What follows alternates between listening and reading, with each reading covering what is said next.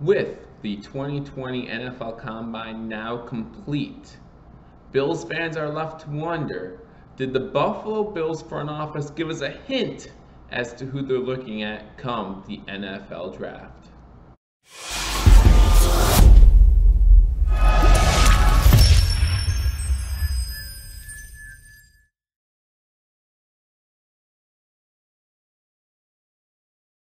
Welcome to Billievers Talk. My name is Joe, and welcome to this NFL Combine edition of Billievers Talk, where we're going to take a look at the 2020 NFL Combine. Guys, the 2020 NFL Combine just finished this past Sunday, so let's take a look at it from a Buffalo Bills perspective. Again, guys, my name is Joe. Welcome to Billievers Talk. If you are new to this channel, or if you've been around for a few episodes but you haven't quite yet hit that subscribe button, guys, hit that subscribe button for continual Buffalo Bills and Buffalo sports videos. And after you hit that subscribe button, you do want to hit that notification bell. YouTube will notify you when we post new content. Like this video and leave a comment. Let me know what you thought of the 2020 NFL Combine. Like I said, guys, in this video, I might not talk so much about winners and losers of the NFL Combine, right? I might not say, oh, who performed well, who has something to prove. I feel like that there's a lot of content like that on YouTube, and they all do a great job with Bills Mafia content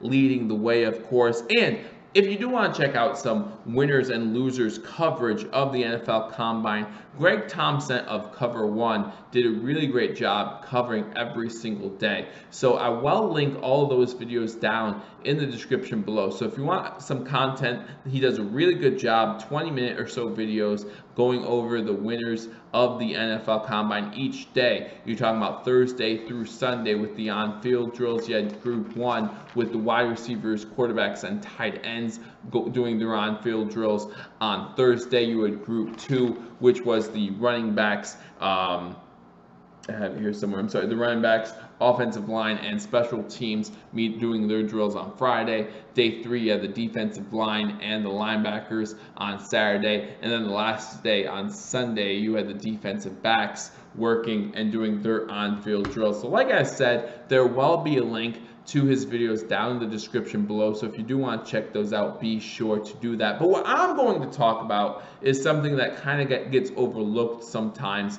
and that is the stuff that you don't see on NFL Network while watching the NFL Combine. I'm going to talk about the meetings that these teams have. So I'm going to talk about the college football players that the Buffalo Bills met with at the NFL Combine with formal meetings. We're going to talk about the difference between formal and informal meetings a little bit, and why some teams meet more informally because they can get more done there than formal meetings. So first, I want to talk about the NFL Combine. The NFL Combine always invites more than 300 college athletes, right? This year, no exception, 337 college play athletes invited to the NFL Combine to show all 32 NFL scouts and GMs, front office staff, what they can do, give you some of their measurables. And for some of these players, it's the first time these NFL scouts are able to see you because they can't be everywhere during the college football season. So it's really your chance to shine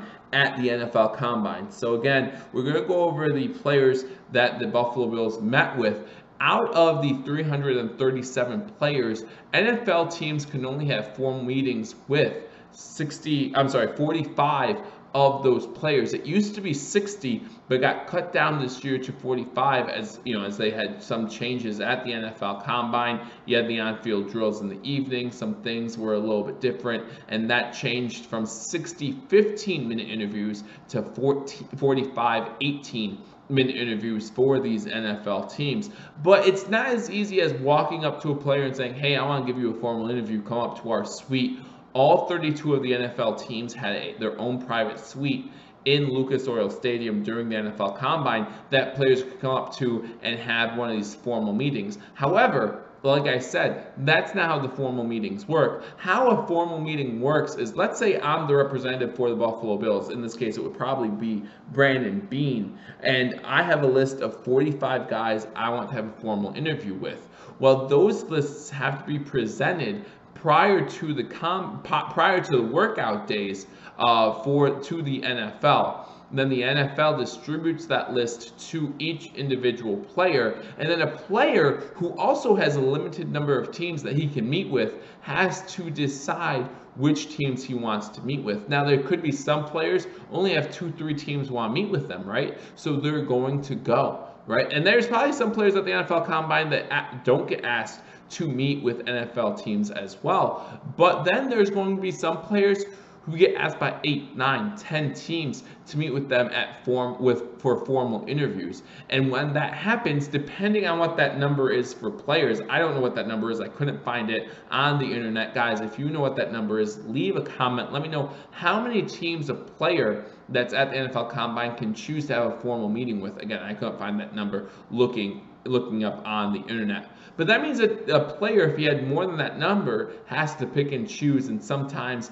our team, in our case the Buffalo Bills, gets the short end of the stick. So out of the 45 meetings that the Buffalo Bills could have asked for, they actually had 24 formal meetings. And you might be saying, hey, when you have 45 meetings, you want to be sure to do your due diligence and get all 45 in there. Why didn't the Buffalo Bills try to get all 45? And again, I tell you, some of them might have been just simply they were cut short of the list of teams that player wanted to meet with. Now I think 21 is a little bit high of a number. I don't think there were 21 players who cut the Bills off their list. I think maybe you could talk about 5 to 10 players at most. So when you talk about the other 15 slots, you're like, hey, so what happened there? Why didn't the Buffalo Bills meet with more players? And that's when those informal meetings become so much more important. If you look at the Buffalo Bills 2019 Combine schedule, what they did at the 2019 Combine, they met with 21, they had 21 formal interviews. And like I said, remember last year, you could have up to 60 15-minute interviews, and they still only had 21.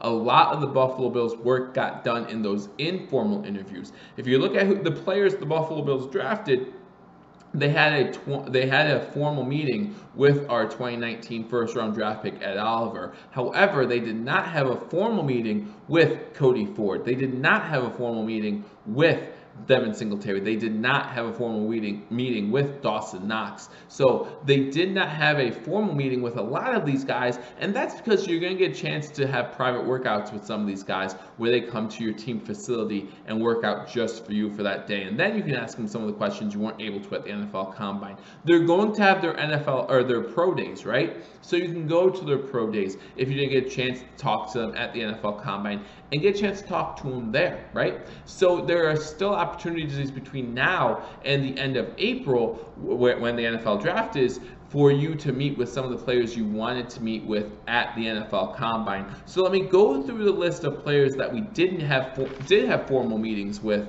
and then maybe we could see where the Buffalo Bills are leaning as far as first-round draft picks this year in the NFL draft. I will also break it down by position group so you guys can see really what kind of takes the cake as far as positions that the Bills met with during the NFL Combine. We're going to start with the first name on this list. I'm going to go alphabetically by last name, and that's Cam Akers, running back out of Florida State. And you might be saying, Cam Akers, I don't think he's going to be a first-round pick, and you're probably right.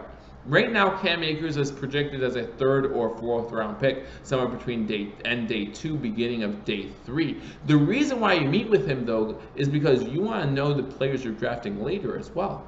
Right? You don't just want to look at your first-round draft pick and say, okay, draft over, we're good to go. You want to see who you're going to be drafting the whole day. We met with Foshan Joseph last year at the NFL Combine. I believe it was for an informal meeting, but we met with Foshan Joseph, who ended up being our 5th-round draft choice.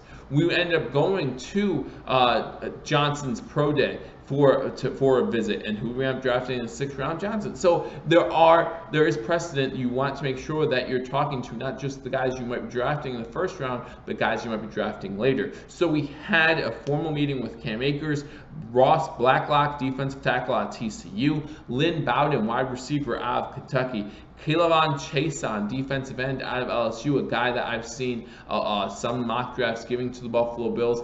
a guy that I would be surprised if he was there at 22, but if he is there, that's really tempting to pick him up as a defensive end from LSU. Chase Claypool, wide receiver at Notre Dame. We all heard about how great of a draft or of a combine Chase Claypool had. Maybe helped out his draft stock. Maybe some of the Buffalo Bills want to look at. Again, if you want a further breakdown, in the description, I am going to link Cover 1's breakdown of the wide receiver group on day one, so you want to make sure you check that out. Clyde Edwards-Helaire, running back out of LSU. John Grenard, defensive end out of Florida. Yatar Gross-Matos, defensive end out of Penn State. KJ Hamler, wide receiver out of Penn State. T. Higgins, wide receiver out of Clemson. I know a lot of you are a fan of T. Higgins. Would love to see him last at 22 picks. Some people think that the Bills would trade up to get T. Higgins. Let me know what you think in the comment section right over there. If you would trade up for a wide receiver like T. Higgins. KJ Hill, wide receiver out of Ohio State. Justin Jefferson, wide receiver out of LSU. Another guy who really stepped up, I should say, at the NFL Combine this year. Jalen Johnson, cornerback out of Utah. Dalton Keene, tight end out of Virginia, the only tight end we met with during the NFL draft. And one of those tight ends, like a Dawson Knox, might be a day 3 type pick possibly that we can pick up at that time. Javon Kinlaw, defensive tackle, South Carolina. Denzel Mims, wide receiver of Baylor. A lot of people, including myself, like Denzel Mims, someone you want to keep an eye on. Zach Moss, running back out of Utah. So we met with a few running backs during the NFL Combine. Kenneth Murray, linebacker out of Oklahoma. KJ Osborne, wide receiver out of Miami. Jalen Regan, wide receiver out of TCU. Henry Ruggs III, a guy I really like, wide receiver out of Alabama. Laviska Shenault, obviously a lot of mock drafts have Shenault going to the Buffalo Bills. He was a Buffalo in college, but played for the Colorado Buffaloes. Maybe he'll just step over to the Buffalo Bills side of things. DeAndre Swift, running back out of Georgia. Tristan Wirfs, an offensive tackle who, again, had a great combine from Iowa. So when you break that down by position groups, and like I said, this might give Buffalo Bills fans an idea of where the Buffalo Bills are leaning come the first round of the NFL draft, but we had one linebacker, one corner, one tight end, one offensive tackle, 2 defensive tackles, 3 defensive ends, 4 running backs, and then 11 wide receivers. Out of our 24 meetings, a little less than half, 11 of them were with wide receivers. And you might not see a correlation between this year and last year, but let me tell you something. Last year, when a lot of fans knew that we needed offensive line help, we met with a slew, including 8 offensive tackles last season. And what did we pick up in the second round? Offensive tackle. We even trade up to get Cody Ford. Now, I think only 3 of those meetings were private meetings, but still, or formal meetings, I should say, but still met with a lot of offensive tackles. Where did we go in the NFL draft in the second round? Offensive tackle. So it's not for sure that we're going to pick up a wide receiver in the first round. This isn't some kind of formula where we know we're picking up a wide receiver. We met with 3 wide receivers last year for formal meetings at the NFL Combine. Didn't pick up a wide receiver at all. So it's not a formula saying, oh, we're obviously going to pick up a wide receiver in the first round.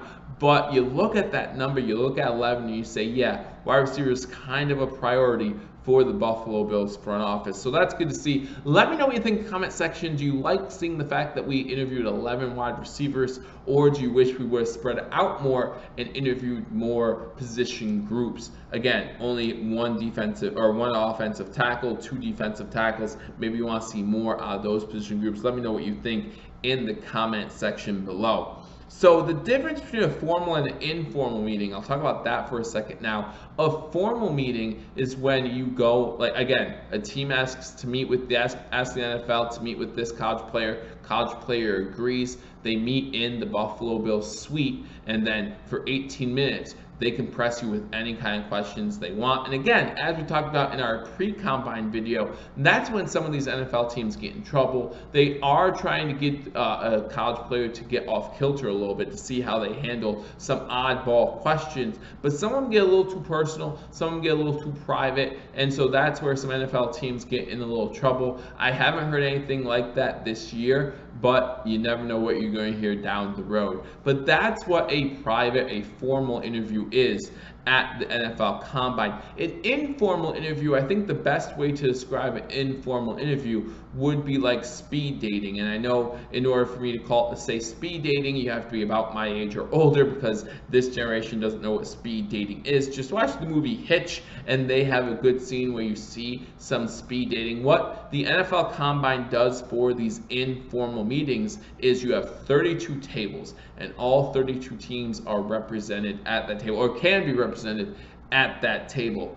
You have a group of college players come in. They sit down at your table, and you either have one or two coaching staff or GM or whoever a player personnel type person that works in the front office there. And he's going to ask you questions anywhere between 10 to 15 minutes.